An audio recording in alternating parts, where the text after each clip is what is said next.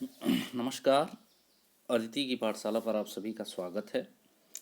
मैं आर.एस. चौबे अदिति की पाठशाला पर आप सभी का स्वागत। आज 6, 7, 8 के क्लास में हम लोग कंजर्वेशन ऑफ लैंड रिसोर्स पढ़ेंगे कि किस तरह हम ज़मीन को कंजर्व कर सकते हैं। कंजर्व का मतलब होता है सुरक्षित करना। किस तरह ज़मीन को हम सुरक्षित कर सकते हैं, सुरक्षित रह सकती है। जानते हैं कि जो लिथोस्फीयर होता है यानी लैंड जो होती है उस पर मनुष्य सारी क्रियाएं करता है, जैसे एग्रीकल्चर करना, माइनिंग करना, कंस्ट्रक्शन करना आदि। इससे जो होता है ये हमारा लैंड जो है इसमें नुकसान होता है, इसका डिस्ट्रक्शन होता है। जैसे डिफॉरेस्ट करना, जंगलों को काट देना, मिट्टी की जुताई करना, मिट्टी से खनिज निकालना, जिसके कारण मिट्टी बहुत प्रभावित होती है। तो इसको सुरक्षित रखने के लिए हम एफॉरेस्ट्रेशन कर सकते हैं, यानी जंगलों को लगा सकते हैं। लैंड रिक्लेमिनेशन यानी ज़मीन का शुद्धिकरण कर सकते हैं या ज़मीन को फिर से जोड़ सकते हैं। केमिकल फर्टिलाइज़र का यूज़ बंद कर सकते हैं। फर्टिलाइज़र का यूज़ करें लेकिन उस मेथड का यूज करें, उस फर्टिलाइज़र का यूज करें जिससे मिट्टी की उर्वरक क्षमता या फर्टिलाइजन पावर बढ़े। तो ये सब मेथड अपना के हम मिट्टी को या लैंड को कंजर्व कर सकते हैं। अब बात करते हैं सॉइल क्या है। The upper layer of the lithosphere is known as soil. The thin layer of गैंटी substance covering the surface of the earth is known as soil.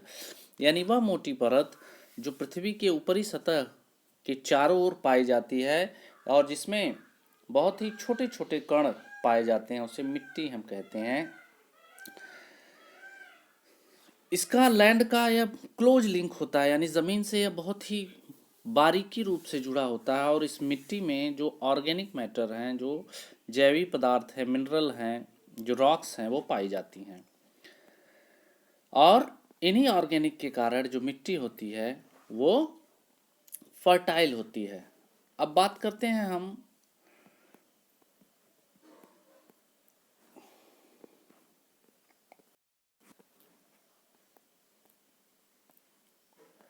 मिट्टी के लेयर्स की, यानी सॉइल के लेयर्स।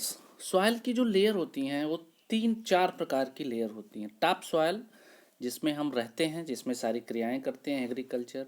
सब सॉइल जो मिट्टी बालू बजरी से बनी है, जो उसके नीचे होती है, जो सब टॉप सॉइल होती है उसके नीचे एक लेयर होती है। उसके बाद वेदर्ड रॉक्स मटेरियल होता है, यानी जो मोटी मोटी चट्टानें होती हैं, और पेरेंट्स रॉक जिसमें बड़ी बड़ी चट्टानें पाई जाती हैं।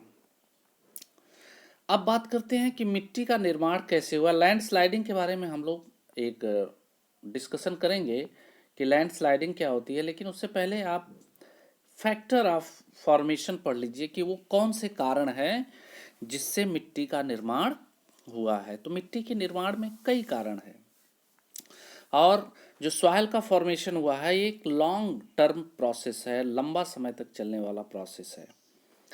तो जो पेरेंट्स रॉक्स हुई हैं वह उसके कारण जो मिट्टी है उसमें कलर, टेक्सचर, केमिकल, मिनरल और भी जो कंटेंट है वो पेरेंट रॉक से उसे मिली है। क्लाइमेट के कारण जो टेम्परेचर है, रेनफॉल है, इन्फ्लुएंस है, जिसके कारण वेदरिंग हुई है, उससे भी मिट्टी का निर्माण हुआ है। रिलीफ फीचर जो बने हैं जैसे एल्टीट्यूड है, स्लोप है, इससे भी मिट्टी का निर्माण, ये भी मिट्टी के निर्माण में मदद किए हैं, ये भी मिट्टी के निर्माण में अपनी सहायता किए हैं। उसके अलावा जो फ्लोरा फाउना यानी जो कह सकते हैं आप पेड़ पौधे हैं, जो जीव जंतु हैं, उनसे भी मिट्टी का निर्माण हुआ है। और सबसे बड़ी बात यह एक लॉन्ग टाइम टेकिंग प्रोसेस है, यानी एक लंबा समय तक चलने वाला प्रोसेस है। अब एक एक चीज़ को यहाँ हम आपको समझाते हैं। आप जानते हैं कि जो वाटर है, जो एयर है, ये हमेशा बहने वाला, यानी ये हमेशा रुकने वाले नहीं है, हमेशा चलते रहते हैं। तो इनके चलने से जो डस्ट है, आप देखते हैं ना, डस्ट डस्ट क्या होता है? Small particles of the soil. मिट्टी के छोटे छोटे कण होते हैं जो हवा में उड़ते रहते हैं। तो जहाँ पर हवा का वेग कम होता है वो वहीं छूट जाते हैं।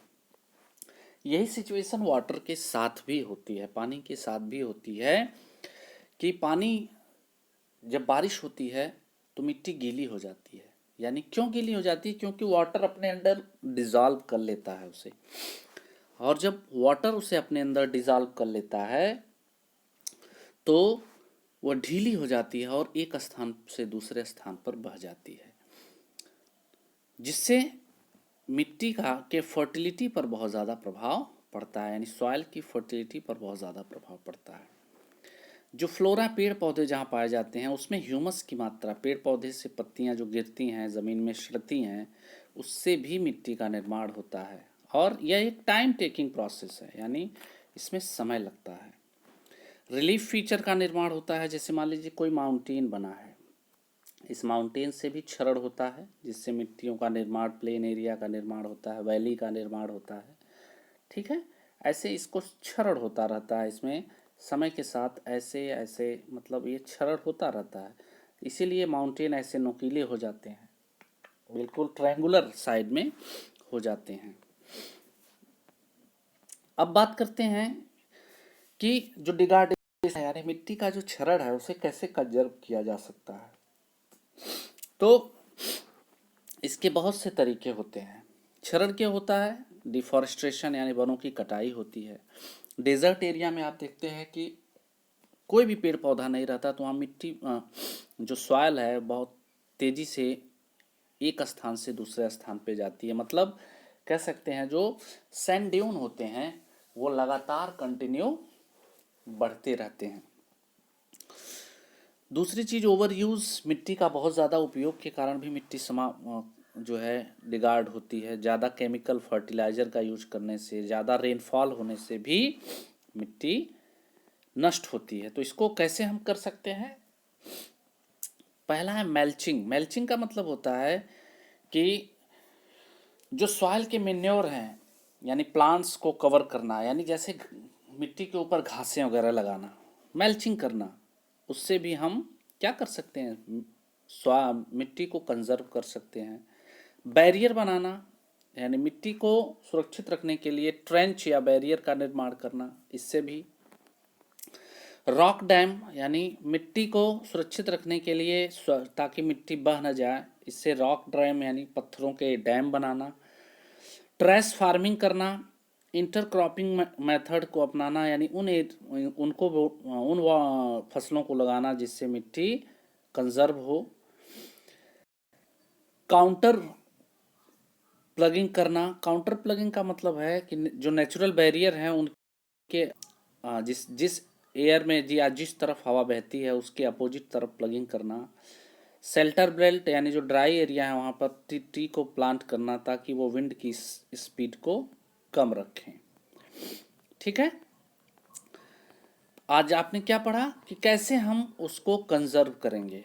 आइए अब बात कर लेते हैं थोड़ा सा लैंड स्लाइडिंग पर। लैंड स्लाइडिंग क्या होती है? कह रहा land sliding are simply defined as mass movement of rocks debris on the earth down in the slope. बहुत बड़े चट्टान का एक स्थान से दूसरे स्थान पर खिसक जाना लैंड स्लाइडिंग कर होता है। They often take place in the conjunction with the earthquake, flood and volcanoes. ये अक्सर अर्थक्वेक, फ्लड या वेल्कनोज के कंजक्शन यानी जोड़ के कारण या उसके फोर्स के कारण होते हैं। इसमें क्या होता है? The prolonged spell the rain can be cause heavy landsliding that can block the flow of river for quick some time। बहुत अधिक वर्षा के कारण बहुत हैवी लैंडस्लाइडिंग होती है, ज़मीन का एक हिस्सा खिसक जाता है और वह एक लंबे समय के लिए रिवर यानी नदी के बहाव को रोक देता है। यह सबसे बड़ा जो कारण है वो ज़मीन का ब्रस्टिंग, यानी ज़मीन का टूट जाना या ज़मीन का टूट कर धंस जाना कहलाता है। यह एक प्रकार का नेचुरल डिजास्टर है जिससे लाइफ और प्रॉपर्टी का बहुत नुकसान होता है। केस स्टडी कर लेते हैं कि पेंगी विलेज जो रैकलिंग पियोंग कैन्योर डिस्ट्रिक्ट हिमाचल प्रदेश में है, लगभग हिंदुस्तान तिब्बत रोड पर नेशनल हाईवे नंबर 20 पर एक टेरन इंटरेस्ट ब्लास्टिंग हुआ पेंगी विलेज में, जो एक वीक जोन था और इसके कारण बहुत अधिक मात्रा में जो वह विलेज था पूरी तरह कोलैप्स हो गया, डैमेज हो गया। पांगी विलेज पूरी तरह क्या हो गया, पंगी विलेज पूरी तरह नष्ट हो गया। इसको मैनेज कैसे किया जा सकता है? जो हेजार्ड मैपिंग्स हैं, जो प्रोन एरिया हैं, उन एरियाज़ में बिल्डिंग सेटलमेंट ना कराई जाए। कंस्ट्रक्शन जो होता है उसे उन एरियाज़ में रोक दिया जाए। ज़्यादा से ज़्यादा उन एरियाज़ में वेजिटेशन को बढ़ाया जाए, ज़्यादा से ज़्यादा फॉरेस्ट एरिया बढ़ाई जाए और उन एरियाज़ में जो रिटेन वॉल हैं उसे प्रोत्साहन किया जाए। यानी इस तरीके के एरियाज़ में, स्लोप एरियाज़ में सेटलमेंट न कराया जाए, रिटेन्स वॉल स्लोप को बनाया जाए ताकि स्लीपिंग कंस्ट्रक्शन हो। उन एरियाज़ में बिल्डिंग सेटलमेंट को न किया जाए और जिन एरियाज़ में लैंड स्लाइडिंग हैवी रेनफॉल होती है वहाँ पर ज़्यादा से ज़्यादा वेजिटेशन को लगाया जाए। इन वर्क को करके हम अधिक से अधिक लैंड स्लाइडिंग से बच सकते हैं। तो वीडियो कैसा लगा कमेंट करके ज़रूर बताइएगा। अच्छा लगा तो लाइक करिएगा, अच्छा ना लगा तो डिसलाइक करिएगा। आज के लिए इतना ही। अगले चैप्टर में हम क्लास 6, 7, 8 के बारे में, वाटर रिसोर्स के बारे में पढ़ेंगे। बहुत ही सिंपल सा, बहुत ही आसान सा टॉपिक था। इसी के साथ इस वीडियो का यहीं पर समापन होता है। मिलते हैं अगले वीडियो में, तब तक आपका दिन शुभ हो।